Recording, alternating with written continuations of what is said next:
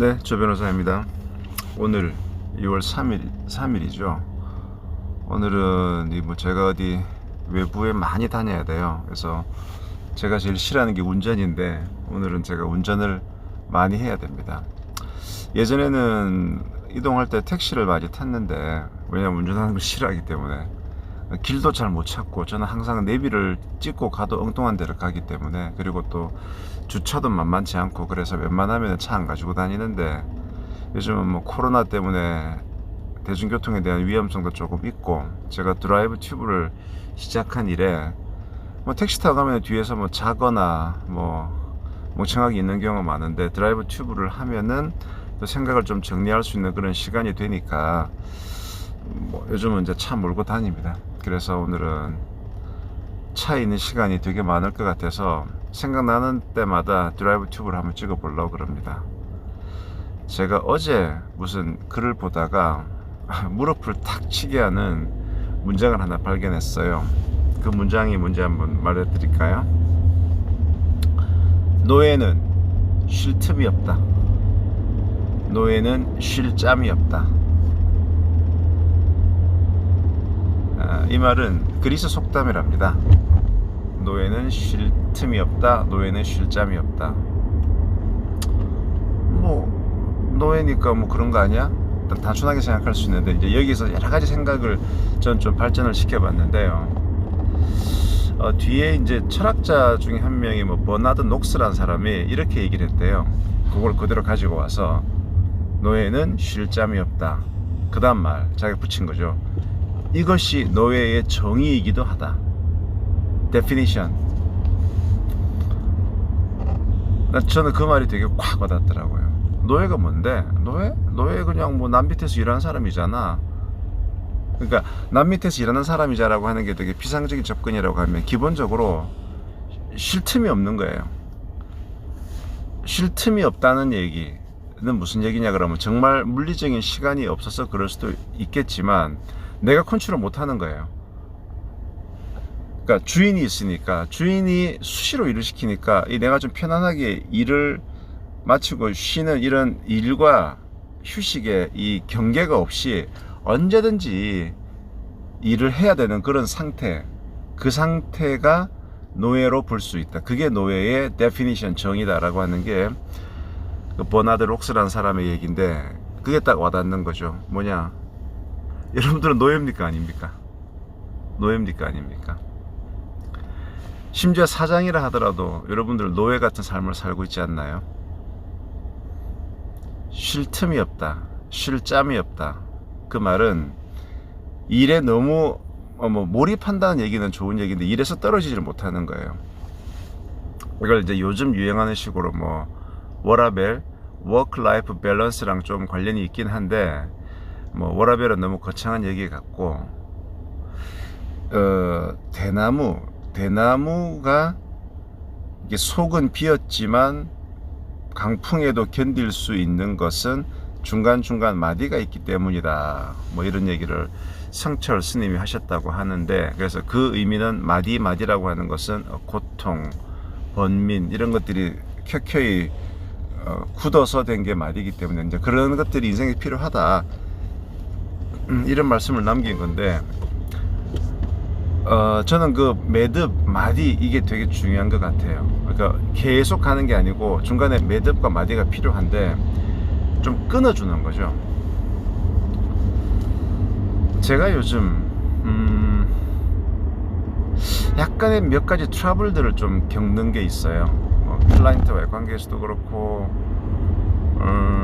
또 제가 좀 어떤 부분은 좀 끊어내는 것도 있고, 돈 되는 일인데 왜 끊어내겠습니까만은, 그것들이 줄 수 있는 저 개인이라든가 우리 조직에 대한 여러 가지 좀 부담, 이런 것 때문에 왜 어떤 일을 할 때도 10건 같은 한 건이 있거든요. 그 다음에 고객에게 호의를 베풀었는데 그 호의가 권리처럼 받아들여져서 너무 이게 힘들고, 그래서 제가 진짜 5월달 6월달에는 사건을 반납한다든가 이런 건들이 좀 있었어요. 그리고 요즘은 사건을 웬만하면 새롭게 잘 맞질 않아요. 이게 좀 까칠하고 까다로워졌죠. 그게 설령 돈이 된다 하더라도 이게 내가 할 일이 아니다, 내지는 내가 너무 힘들어질 거다라고 생각하면은 안 맞는 것 같아요. 이게 제가 30대나 40대 초반 같으면 이러면 안 되죠. 뭐든 다 맡아서 열심히 해야죠. 그런데 나이가 이제 50이 넘어가다 보니까 방어 기제가 딱 생기는 것 같아요. 아, 요거는 내가 하면 안 된다.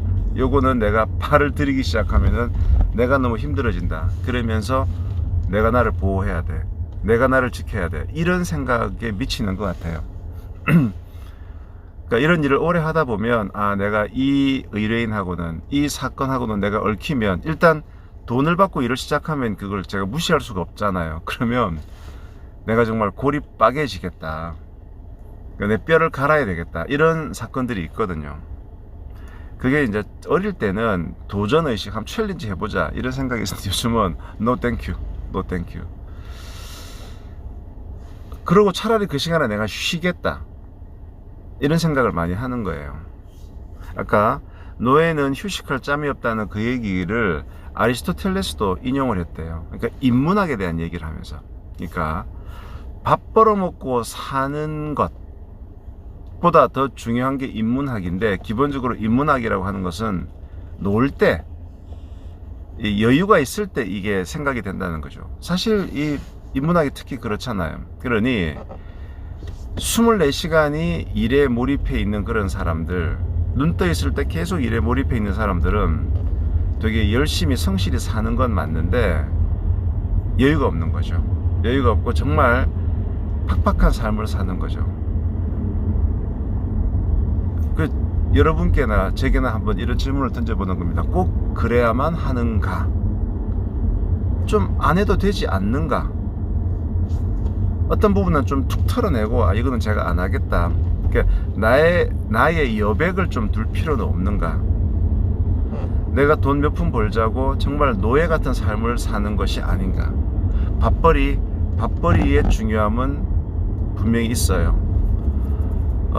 그 밥벌이의 중요함, 밥벌이의 소중함 이래가지고 그냥 밥벌이 김훈 이렇게 치면 김훈 작가가 아들에게 밥벌이라는 게 얼마나 중요하다 이런 글을 쓰신 게 있어요. 그 되게 와닿아요. 절대 밥벌이는 비하한 말도 아니고 되게 중요한 일이긴 한데, 그럼에도 불구하고 우리는 어떤 뭐랄까 인간으로서의 존엄을 가지고 있잖아요. 그러니까 어쩔 수 없는 상황은 뭐 모르겠지만 나 스스로가 너무 그런 상황으로 몰아붙이고 그거를 잘 사는 것이라고 그렇게 스스로 자기 합리화하면 안 될 것 같아요. 그래서 저 스스로는 요즘 정말 제 방어 기제가 많이 작동을 해요. 예전에는 뭐 상담 의뢰가 들어오고 이러면은 그게 돈이 되건 돈이 안 되건 뭐 어떻게든 제가 답을 하려고 하고 막 그런 게 되게 컸어요. 그게 변호사니까 그렇게 해야 된다. 그런데 어느 순간 그러다 보니까 제가 너무 힘든 거예요. 이제 이게 되게 사회적으로 뭐 좋은 일을 한다는 생각을 하지만 그 과정에서 제가 너무 힘들어진 걸 어느 순간 느끼고, 또 좋은 의도로 뭔가 조언을 했는데 그게 제대로 안 됐을 때에 돌아오는 원망 같은 것도 있고, 물론 그런 것들이 제가 참 많았죠. 그러면서 이렇게 약간 갸우뚱갸우뚱 하다가 어느 순간 완전 다이어트를 하기 시작한 거죠. 그 관계에 있어서는. 그래서 요즘은 딱 초도 상담을 하고 일 같은 것도 맞지를 않고, 그 다음에 의뢰인과도 관계를 가져가다가 어느 순간 돼서는 이제 더 이상 심지어는 뭐 돈을 돌려드리고도 그만하기도 하고 제 시간을 좀 많이 가지려고 해요. 많이 이기적으로 되었죠. 그러면서 내가 변호사로서 이래가 되나 이런 생각을 하다가 아까 그 본 그리스 속담, 노예는 쉴 틈이 없다. 그래, 나 스스로가 좀 내 스스로의 쉴 틈과 나 스스로의 여유를 만들기 위해서 이렇게 한다라고 생각하니까 좀 정당성이 확보되는 것 같아요. 뭐 여러분들의 어떤 시간 배분을 한번 점검, 다시 오거나이즈 하는 것을 제가 권해드립니다.